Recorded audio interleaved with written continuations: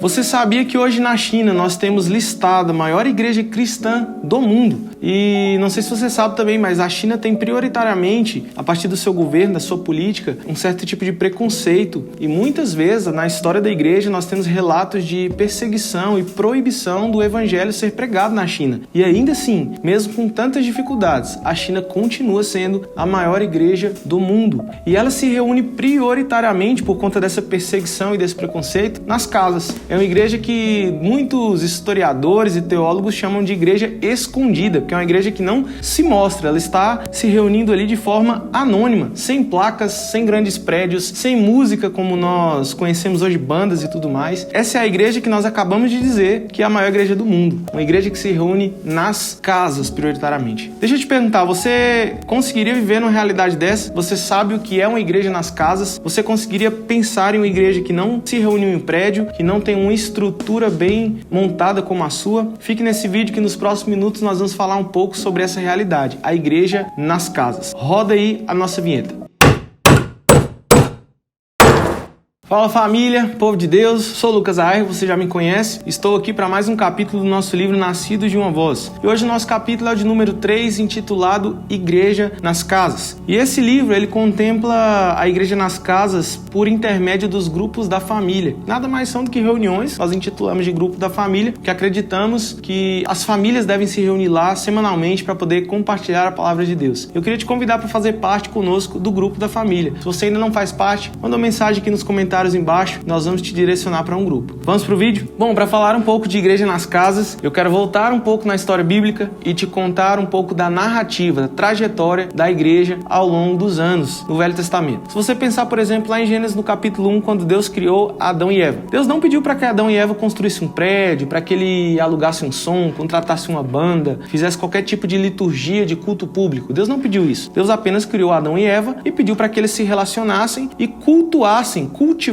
o Jardim do Éden. Então o intuito, o propósito de Deus era que os seres humanos cultuassem e adorassem a Deus na sua vida como um todo. Não necessariamente um prédio, uma estrutura e um dia marcado na minha e na sua agenda durante a semana. Mas assim, você sabe, Adão e Eva pecou, a presença de Deus não podia mais habitar no meio deles, foram retirados do Jardim do Éden e a partir daí, os seres humanos começaram uma trajetória e o próprio Deus também, na narrativa bíblica, de restituir, de restaurar a presença de Deus em algum lugar do mundo, porque o Éden já não era mais um lugar onde Adão e Eva poderiam ficar. Então daí começam as trajetórias que você já conhece, da tenda do encontro, o lugar onde a presença de Deus estava, do tabernáculo, que era o lugar onde a presença de Deus estava, do templo construído por Salomão mais à frente, que era onde a presença de Deus estava. Mas a Bíblia diz também que Deus não pode habitar em templos feitos por mãos humanas. A presença de Deus não pode habitar simplesmente algo que você e eu podemos confeccionar, manipular. Não é em prédios, não são em estruturas que Deus habita. Deus escolheu habitar na igreja. E a igreja, você já sabe, Jesus pega o pão, reparte, entrega para os seus discípulos, sopra o Espírito sobre eles e diz assim: vocês agora são o meu corpo, vocês agora são plenamente a minha presença no meio do mundo, no meio dos homens. A partir do momento em que Jesus é assunto aos céus, em Atos capítulo 2, a Bíblia diz que o Espírito vem sobre os discípulos, eles são cheios da presença de Deus. A partir desse momento, a igreja começa a ser plenamente a vida dos discípulos, encarnando a vida do verbo vivo de Deus, que é Jesus, encarnando a presença de Deus por intermédio dos discípulos. Então o que começa a acontecer a partir daí? Os discípulos automaticamente começam a se reunir nas casas. Uma vez que eles são cheios do Espírito, o que eles começam a fazer a partir daí é se reunir de casa em casa, reunir com a sua família, com seus filhos, com seus pais e por aí vai. Por isso a Bíblia ensina ali no Novo Testamento, a partir do livro de Atos, que a vida com Jesus, a igreja se reunia prioritariamente nas casas. Vamos olhar alguns relatos bíblicos a respeito disso. Olha só o que a Bíblia diz, por exemplo, lá em Atos no capítulo 2. Todos os dias, os discípulos continuavam a reunir-se no pátio do templo, partiam o pão em casa, juntos, e participavam das refeições com alegria e sinceridade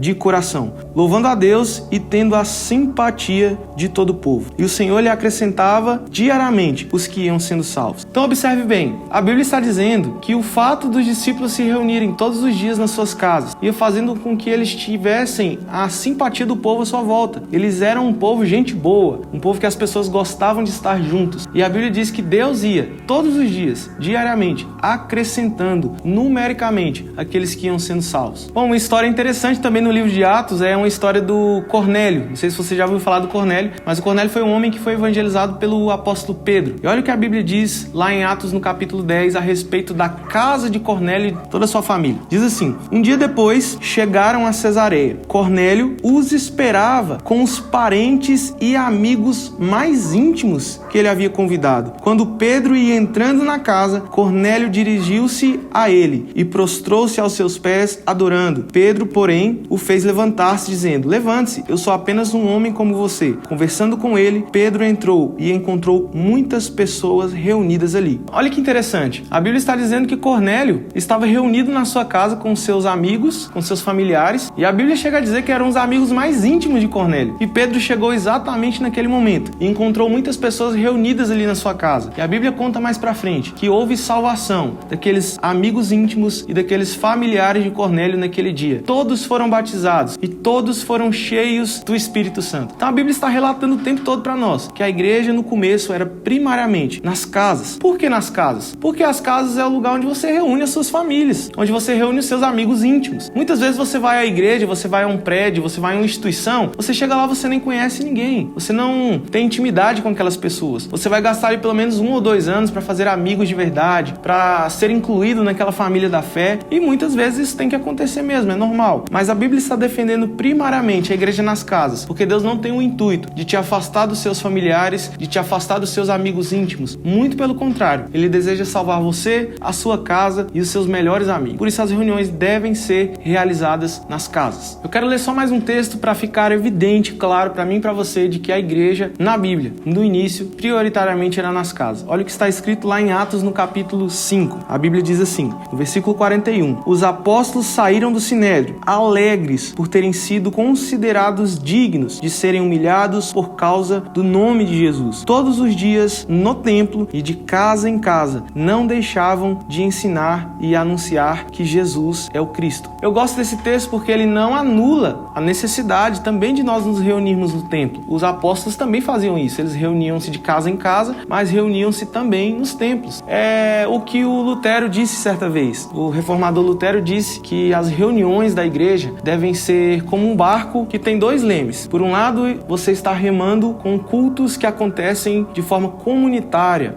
com grandes números de pessoas, nos templos, em prédios, em instituições, mas também existe um outro lado do braço, um outro leme, que deve ser a igreja nas casas. Nunca um em detrimento do outro, mas as 2 coisas são importantes. E eu gosto muito de ler o livro de Atos, porque ele evidencia muito a história e a trajetória da igreja no lado de cá, nesse leme de cá, que é o leme das reuniões nas casas. Então a Bíblia está dizendo aqui que os apóstolos se reuniam nos templos, mas de casa em casa, todos os dias. Eles não deixavam de anunciar Jesus como Cristo, de anunciar a mensagem de Cristo por meio dos relacionamentos que iam fazendo em suas casas. Bom, eu queria fechar esse vídeo te dando um conselho para você que está se reunindo nas casas como igreja, você que tem um grupo da família, você que tem uma célula, você que tem um DNA, não sei como você chama seu grupo caseiro. Mas o conselho é o seguinte: tome cuidado para não fazer do encontro nas casas mais um culto religioso, como nós fazemos muitas vezes nos prédios e nas nossas instituições. Não é esse o desejo de Deus para a sua vida. Quando a Bíblia fala de igreja caseira, o que a Bíblia está dizendo é que a nossa vida inteira deve ser fruto da nossa vida com o Espírito Santo. Então você vai para a sua casa, quando você termina o culto, por exemplo, você está ali cultuando, você canta as músicas, o pastor prega e no final você vai para casa. Então esse envio da igreja para a sua casa é um envio do próprio Espírito Santo dizendo assim: seja igreja na sua casa, seja igreja na hora do almoço com a sua família, ore pela sua esposa, ore pelos seus filhos, desenvolva uma liturgia na sua casa, onde Deus esteja no centro, a presença de Deus seja